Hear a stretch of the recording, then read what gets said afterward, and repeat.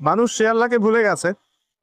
যে আল্লাহ রাব্বুল আলামিন এখন জানেন যে আপনি কতদিন বাঁচবেন, জীবনে কি করবেন, কোন দিন আপনি কোন কোন বেলায় কি কি খাবার খাবেন, কোথায় কোথায় আপনি কি কি পাপ করবেন এবং কোথায় কোথায় আপনি কি কি পুণ্য করবেন। আল্লাহ পাক এখনই জানে না। আল্লাহ পাক জানেন আমাদের মধ্যে এখানে বসে থাকা প্রত্যেকটা মানুষ কে কোথায় কিভাবে মারা যাবে, কার জীবনে কি আছে, কার পরকালে কি আছে। আমাদের এখানকার মানুষদের মধ্যে কে কবরের প্রশ্নের উত্তর দিতে পারবে, কে পারবে না, আল্লাহ এখনই জানেন।